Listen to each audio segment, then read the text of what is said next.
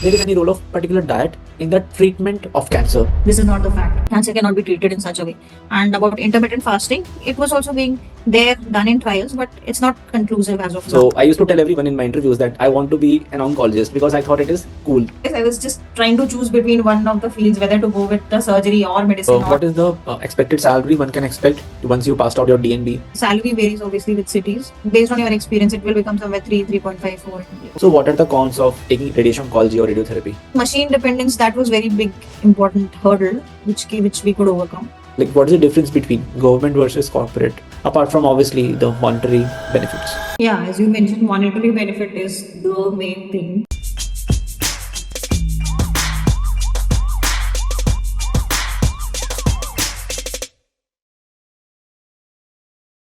Hi, I'm Dr. Rahul Chawla. Welcome to episode 9 of NEET PG Mentoring Sessions. And today I have a very dear friend of mine, Dr. Akansha Chaudhary. She has done her MD Radiation Oncology from Safdarjung Hospital and DM in Medical Oncology from Kidwai Institute of Medical Oncology, Bangalore. Hi, Akansha. Hi, Rahul. Warm welcome. Hi, Rahul. Thank you. Nice to be here. I really appreciate your activeness on social media.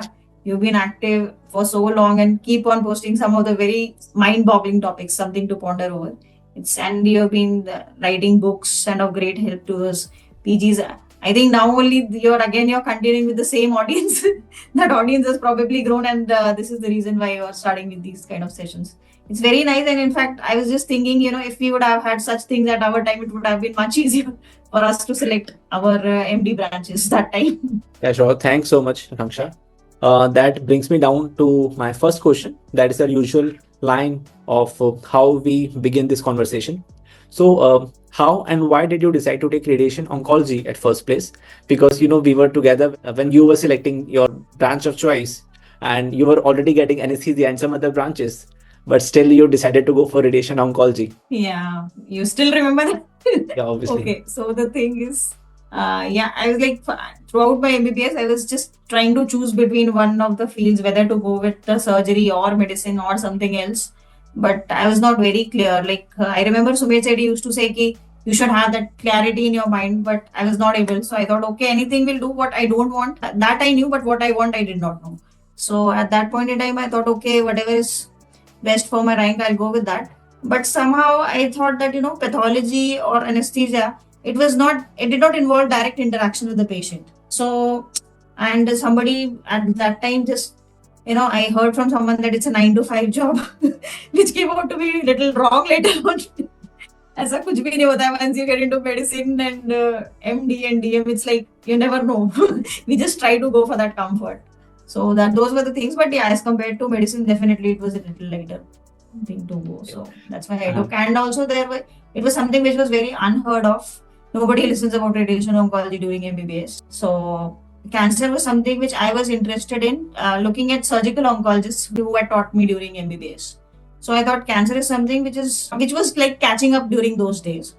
So I got interested. And then I thought कि पहले general surgery करूँ, फिर MCH surgical onco करूँ, इससे better है कि MD करके ही I'll jump into cancer. Yeah, I remember when I used to give interviews when I was selected in entrance examinations in the MBBS. So I used to tell everyone in my interviews that I want to be an oncologist because I thought it is cool. But otherwise, I had no inclination to be an oncologist. That's why I'm here. That is also one thing that being an oncologist was something cool. All the celebrities used to promote oncology. Yuvraj Singh that time had battled with lung cancer, and there were a few things that were there. So it seemed to be a kind of glittery stream. Yeah, actually.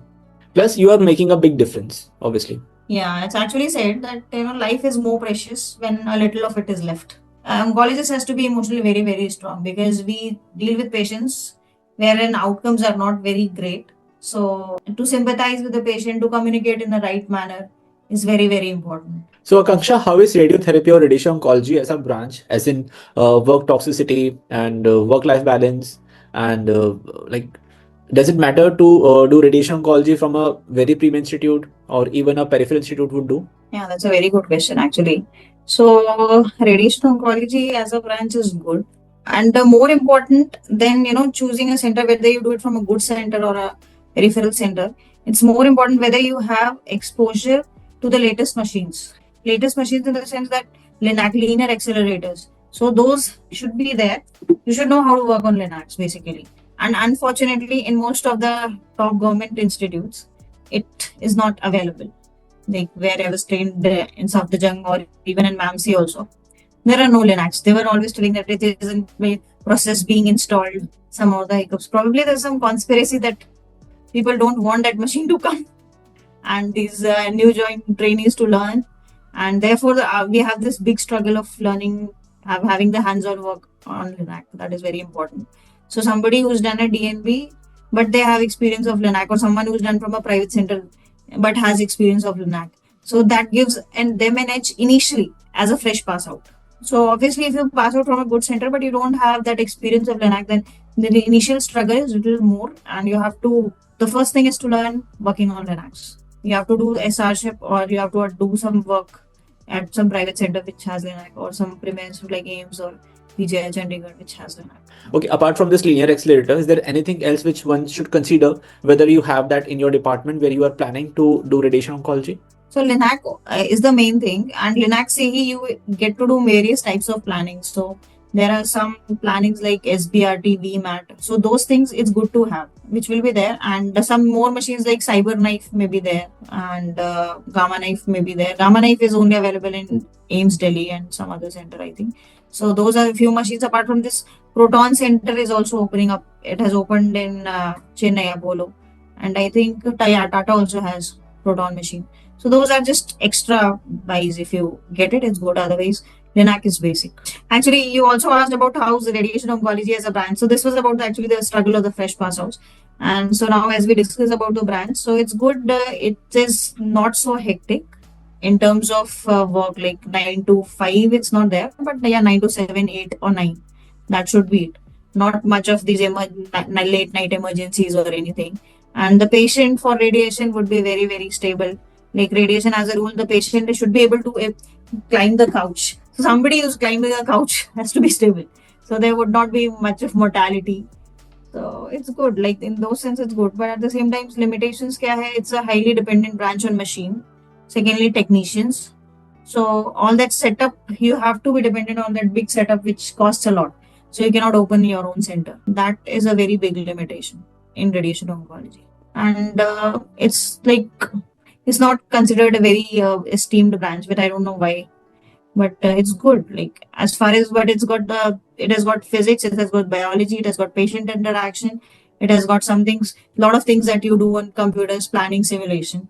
So overall, I find it's a good branch. And it's an emerging branch as well, no? Yeah, cancer is always termed as emerging. So whether it's about the cancer incidences that are rising or cancer treatments, and that's actually true emerging in the sense because from the time that we passed out way back in 2017 till now, a lot of centers have opened up, not only in Delhi NCR but also in tier 2 cities. So things are actually on the rise. And what actually when I passed out in 2017, there were lesser jobs. Now there are much more jobs for radiation oncologists. So even a lot of freshers are getting good jobs. Now there's no dearth of jobs. Okay. And when you pass out of your MD radiation oncology, how easy it is to get SRship, and is it really necessary to do SRship? If you have worked on Cobalt machines and have not had any exposure of Linux, then definitely you have to learn Linux. You can do it either at a government center or you can take up at a private center. But you have to do something before you become a full-fledged consultant. And the private centers also will not make you a consultant directly. They will make you an attending consultant and then promote. So there you have this SRship, or so this called this attending consultant. It will be a duration of around 3 years maybe, and then they'll promote you like other specialties. Okay. Can you enlist some top institutions for radiation oncology? Like one is Tata Memorial, obviously, and some others. Yeah, even my alma mater, Kidwai Memorial Institute of Oncology, is also very good. It's just next to Tata, and especially for radiation oncology, it has got a lot of machines there. So apart from that, to PGI Chandigarh, JIPMER, those are some really good centers. And apart from this, then DNB centers would be good. I feel Rajiv Gandhi would be good. And in fact, all other centers of Delhi, they have a Linux. So I think those should do. Okay. Those should be good. But finally, the cream goes to institute like us, government institutes. So obviously, our people also get very good placements. So it's ultimately our people only, our seniors or our batchmates, and even people like I was speaking to my SR here, and she had passed out from Government Medical College of Indore. So she just took some 6 months experience on Linac, and then she got a very good offer, and she was getting a good offer in private. So it doesn't take much, because anyways we know the theory we can pick up fast. And what is the expected salary one can expect once you passed out your DNB or MD or even SRship? And what is the difference between the salary without SRship and with SRship in corporate hospitals in tier 1 and tier 2 cities? Okay, so basically salary varies obviously with cities and with the exposure that you have. So if you talk about Delhi, then maybe 1.5 lakhs for a person who does not have that experience of Linac. If you have that experience, then it will be like 1.5 to 2. And similarly in the periphery also, like if it's 1 to 1.2 in Delhi, tier 1 cities, then it would be 1.5 to 2. You can even without Linac experience that much in peripheries, and with time it will increase obviously. And that is without SRship. And with SRship? With SRship, it will be growing based on your experience. It will become somewhere 3.5, 4. Okay. So starting somewhere around 2 lakhs, that is very basic. Yeah. all 1.5 I classes. can say, like little more or less based on your experience. Okay. May And screw deviate on the either side. okay. And one can expect to be a consultant, have an independent holding in next 2 to 3 years, or is it a long trajectory in corporate hospitals? In corporate hospitals, it depends. If you are going ready to move to a tier 2 city, then even maybe after 1 year of experience, if you show them your work, they can take you as a consultant. Maybe after 1 year also. And in obviously in Delhi and tier 1 city, there's a long waiting period. That person, they should have that need which should arise of a newer consultant. So that thing may take long. Or you may have to shift to some hospital which is opening up now, recent opening. There they may take you a little earlier also. Okay. Things are actually very rapidly changing because of the newer centers which are being opening up recently. So nowadays people have good jobs. And once you be a consultant, I think you can get easily 3 to 4 lakhs per month. Yeah, that is there. If you have a good turnover, you can very well get that. Okay. So like even in radiology or in nuclear medicine, there is a plateau. Like you may get up to 3 lakh, 4 lakh, 5 lakh per month, but then you will attain a plateau. So I think it's going to be the same in radiation oncology as well. Since you also decided to move ahead and go for medical oncology, so I think there must have been some lacunae which you felt in the branch. So what are the cons of taking radiation oncology or radiotherapy? Yeah, actually one big lacuna that I feel is like that the clinical aspect which we lag behind, because we have very stable patients in radiation oncology. So because for DM medical oncology, both medicine and radiation oncology are eligible. So that was one thing which we sometimes we lag behind, but we have to pick it up, and we are able to pick it up. So that is one thing. Second thing, I think machine dependence, that was very big important hurdle which we could overcome. So yeah, that is it. That's it. That machine, technicians, and the most important thing, finances and finding a job. That is the most important thing, which was there in radiation oncology. With medical oncology, it's much easier to get a job in your own city with your dream job. Most of our seniors and we could find what we want. Okay.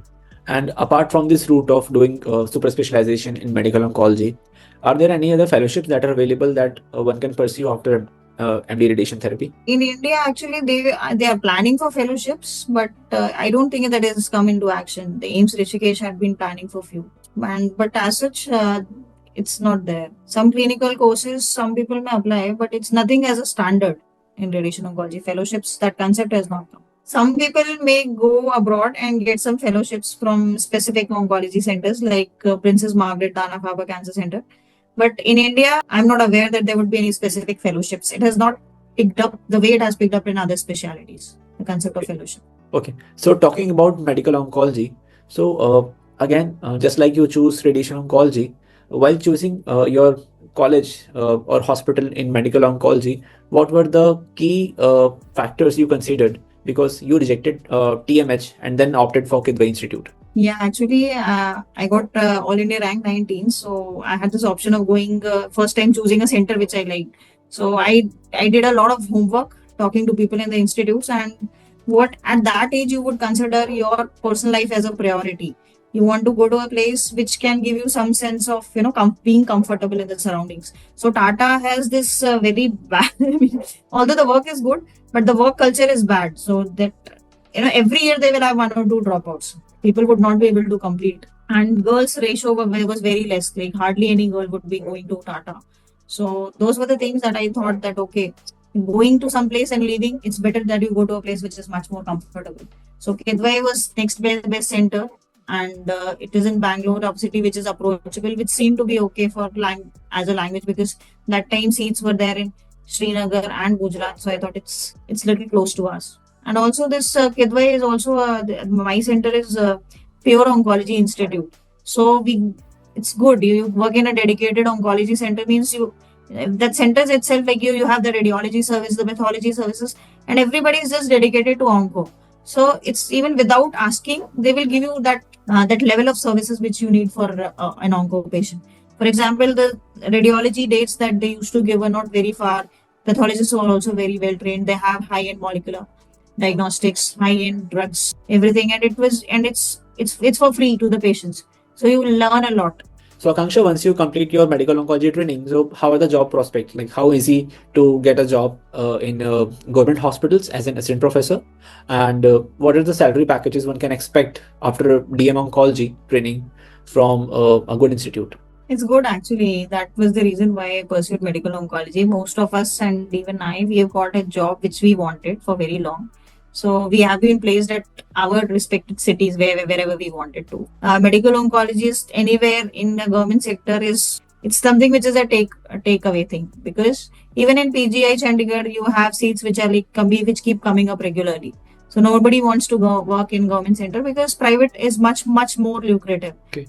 And in terms of figures, like what is the expected package one can expect after DM oncology? Around 3 lakhs, or maybe if you're like people who are working there in Bangalore only, then maybe just at least 2 lakhs of packages to exist. Okay, so they are good and lucrative options, and there is no dearth of job opportunities, and there is nothing like Yeah. saturation in medical oncology. So that is the main takeaway. As of now, yeah. And if somebody is planning to do DNB in medical oncology, so like first, is it really worth it if we compare DM oncology versus DNB in medical oncology? And also, what are the key institutions for DNB medical oncology? Yeah, I think that also should be okay. Apart from this real challenge of clearing DNB exam, that is where the challenge lies. So, And are there any preferable institutions for DNB medical oncology, like in TMH for yeah, I think every place you have something which is much more preferable. So Delhi mein RGCI is very good, then Max Saket is good, then Fortis, BLK, all those oncology centers which are good for radiation oncology because it's a good cancer center. So even medical oncology is also good there, most of the places. Similarly for Bangalore, Manipal Bangalore is very good center. You get all high-fi cases there. And Hyderabad also will have some good centers. And it's important to just know the faculty who's there and consult with your seniors is this person good? Is he a well-known name in oncology? Those are the things which can help one to find out whether it's a good center. And most importantly, as I told that at this level, it is personal comfort which is much more important because often people will have families, spouses. They don't want to just totally get devoted into work. So that is also important. Great insight on that. So even if you complete your DM oncology, there are options for further fellowships. So what are the different options for fellowship available in medical oncology after you complete your DM? That's a good question. And thankfully, we don't have any fellowships. So, we have enough of jobs. Medical oncology enough is like, it's a something which is very difficult. So after finishing this, we don't have any fellowships, at least in India. But yeah, Tata people are there and they want to explore more and more world. So they do go out for fellowships and they may do some fellowships, but in India it's not required because we have enough of jobs. So you recently cleared an exam for European Society of Medical Oncology, I think. So it's not a fellowship based exam, it was just for certification. Yeah, it is a certification exam. So it's basically you're certified by European Society of Medical Oncology that you have good clinical knowledge in the field of medical oncology, and even radiation oncologists can write this exam. It will just add a few alphabets to your name that you're a ECMO, ECMO, and it will add to your CV. Okay, no other purpose apart from that. Yeah, actually, if you are there in Switzerland or in Slovenia, then it's a part of this exam of that proper thing. But for people who are outside of those countries, it's this much is the relevance. So Akanksha, as we know that oncology as a branch is very emerging, and there has been increased incidences of cancer, all kind of cancers, worldwide. And perhaps that is why there has been a lot of research that is happening for cancer treatment, and many new modalities are coming up, including immunotherapy. So, can you please shed some light upon the emerging modalities of treatment in oncology, including immunotherapy? How oncology is making a difference to the lives of people? Very good question. And after being in oncology for almost 10 years, the field is so rapidly evolving that even I have seen that difference. It makes a lot of difference. The way the things are emerging, and like, for example, you assume a life of a lung cancer patient.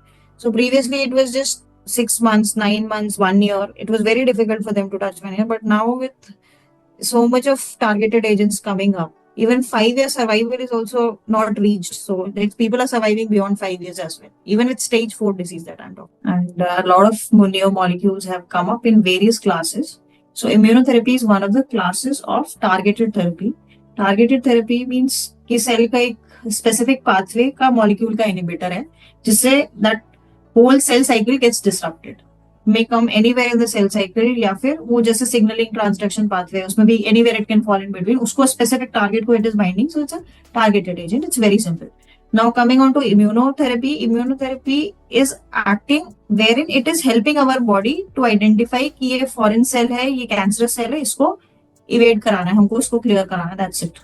So it's augmenting body's immunity. That's why it's known as immunotherapy in simple language. इसको थोड़ा सा और elaborate करने के लिए PD1 PDL1 access होता है, receptor and enzyme का जो रिसेप्टर लाइगैंड एक्सेस है. So PD1 PDL1 axis is there which is a axis जिसके वजह से ब्रेक्स हो जाते हैं हमारी इम्यूनिटी पे. Immunity can not identify which is cancer cell, so this break को हटाना होता है with the help of immunotherapy, to put in simple words. So there are two categories, PD1 inhibitors and PDL1 inhibitors, and various drugs are available like pembrolizumab, nivolumab, durvalumab, ipilimumab. So many mabs are there.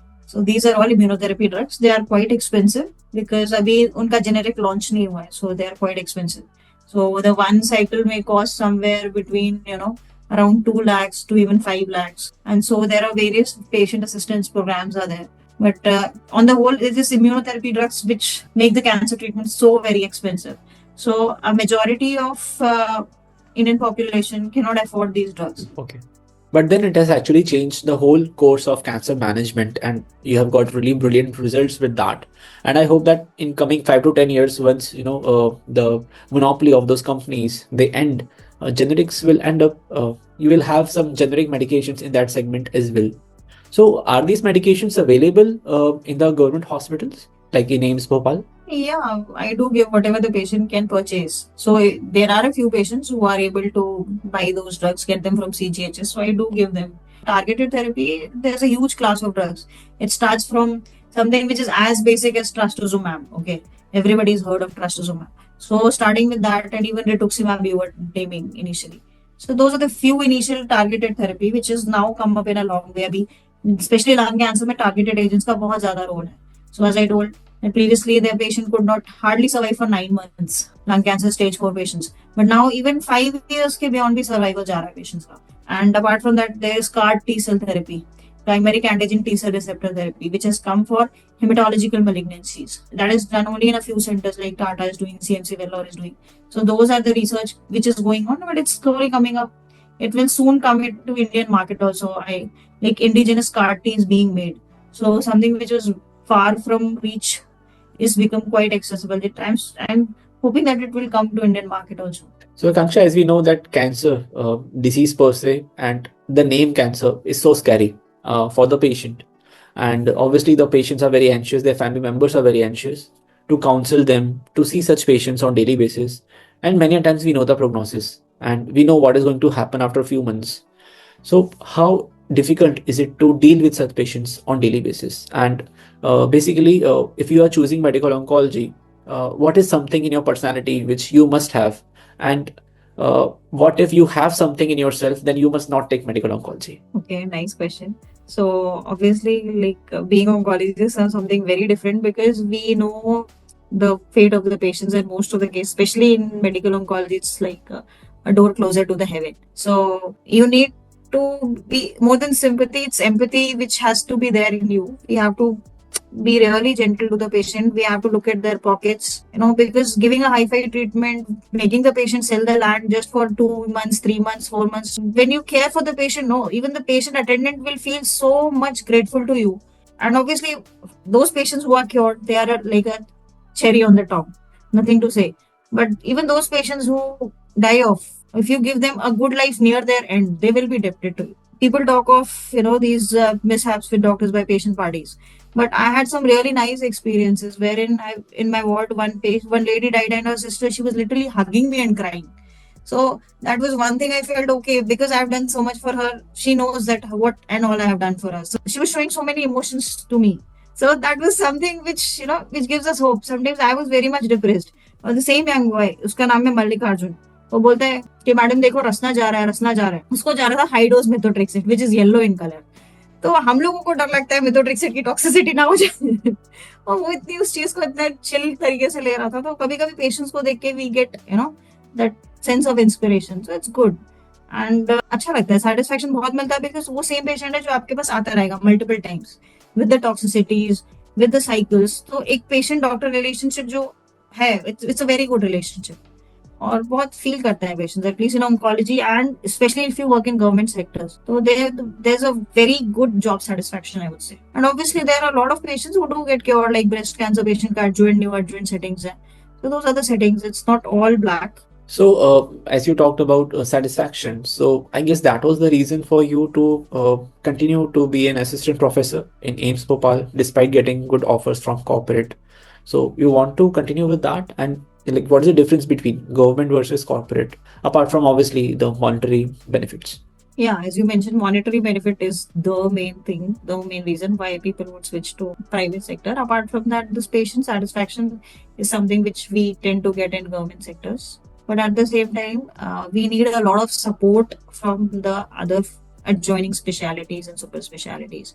Because oncology is a teamwork, we need a good pathologist. Unless they don't give us diagnosis, we cannot treat anything. So those are the challenges, to get dates from radiology department, those diagnoses, that comparison, everything is dependent on everyone, good surgeons. So it's a teamwork. Oncology always is a teamwork. So if you work in a government sector, that hospital has to be having at least these departments which work fairly well. For example, in a district center, you cannot imagine to work as an oncologist there. So at least state capitals or something which is a tier 2 is important. So, Kanksha, as you know, I am fairly active on social media about the whole myths that are being circulated on social media about health per se, and mainly in the cancer treatment. So recently, Mr. Sidhu made a statement claiming that his wife got cured of cancer by following some particular diet protocol. And obviously, she got chemotherapy as well, which he did not mention in the video that went viral. And the video, was doing rounds on WhatsApp, and all the WhatsApp uncles and aunties were forwarding that into the groups. And now I think whole of India knows that by following that particular diet regimen, one can get cured of cancer, just like Sidhu's wife did. What they do not know is that Sidhu's wife also underwent chemotherapy, which actually resulted in the benefits she had. Well, I know that it is mainly a fad, but I want to ask you if there is any role of particular diet in the treatment of cancer, in the curative aspect. And that's a very good question. And your post was really appreciated. I even shared your post. There are a lot of such patients who would initially come to us, but when we tell them the prognosis, they may lose their heart and they go to alternate systems, and eventually it will have a detrimental effect on liver, kidney, and the patient would not be then fit for any further chemotherapy. So whatever little chance also is gone. So then they are coming with, initially they come with small lesions, finally they come with metastatic disease. Such patients are also. And unfortunately, this Navjot Singh Sidhu had posted such a thing for PR, and he got good publicity. So eventually Tata only had to come out and they came with a letter that this is not the fact. Cancer cannot be treated in such a way. And about intermittent fasting, it was also being there done in trials, but it's not conclusive as of now. And I don't think that it can replace chemo or any other molecular agent which targets cancer ever, because things are not so simple. If those things would have, they would have helped, such thing would not have come up only. Why we are trying to work so hard to hit cancer? Because things are not so simple. So similar case I witnessed when I was, I think, in third year MBBS. So we were taking a case. The patient had breast cancer. She had a big malignant lesion on her breasts, and we were taking the history of the patient. And while examining, we realized that her breast had completely, like turned to black. It was like something. It was like the breasts were burned. So we asked if the patient had taken any chemotherapy. So we asked if patient had taken any radiotherapy. So the patient's husband told us that they had, they took the patient to some local Baba, where he performed radiation therapy by applying coal, burnt coal, over her breast. So patient had previously, she came to us when she was diagnosed as having breast cancer, was advised for surgery, but she did not undergo the surgery. She went to that Baba, and फिर वो जो charcoal वगैरह लगाया उससे जो भी breast tissue था वो भी पूरा जल गया.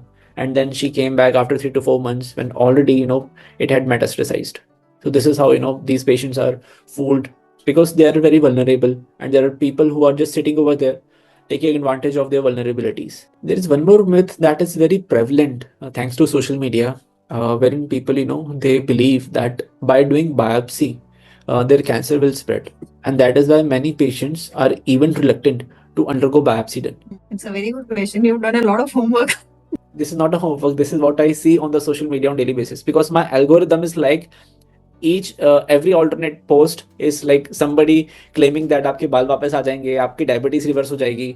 My whole social media is full of such people who are taking advantage of people's patients' vulnerabilities. Okay. So only when you do a biopsy that we get a tissue, we can see under the microscope and we can get to a diagnosis. Unless we do not get that biopsy tissue, we do not examine it, we do not know what is it. So for confirmation of test, as a confirmatory method, only biopsy can help us in a majority of ways. Okay. So biopsy is needed. That has to be, hammered onto every patient. That biopsy is a must. You cannot get away with biopsy. That is first thing to say. Second thing, I clarified that in most of the cases, because there are very few cancers where some other methods can be helpful in diagnosis, like tumor markers can help in a few patients. But finally, diagnosis is required in most of the patients. Diagnosis would be based on biopsy only. That is one thing, and that is actually, their fear is not baseless, because it is true that after biopsy, the tumor growth will increase much more than it was previously, because the tumor is unharmed, and once you put a needle into it, the tumor will start increasing at a greater pace. So that is why they think that tumor it may get disseminated, it may get bigger. But that is where we play a major role, because once we get a biopsy done, we get a diagnosis and we start the treatment. We do not wait for it. So maybe the tumor has become this to this, but immediately we'll hammer it so that it becomes smaller. But if the patient has just done biopsy and then they want to move around the centers doing window shopping of doctors, what to do, what not to do, going to metros, trying to take 100 opinions, definitely cancer is going to flare up. So this is the basis why people are complaining. So Akanksha, thank you so much for your great advice, and I really hope that students will take some pearls out of your wisdom, and that will help them take a better decision and an informed choice. And I really learned a lot from this session about the growing aspects of oncology and the treatment options. Even I was unaware of that. And I really hope that you really do great in your career and become a great researcher along with an oncologist. Thank you so much, Rahul. It was actually a pleasure to talk to you for so long, after so long. So, and it's good that you keep guiding the new generations as well, because even as a friend, I remember you were my go-to person when I was in doubt. Okay, what branch to take, where to go, where to read from. So it's really good that I see you helping so many others. It's really nice to be a part of your endeavor. And this talk had been due for very long. So finally, I'm happy that it's done, and so done in a good way. Keep it up. Yeah. Keep up the good work. Yeah. Thank you so much.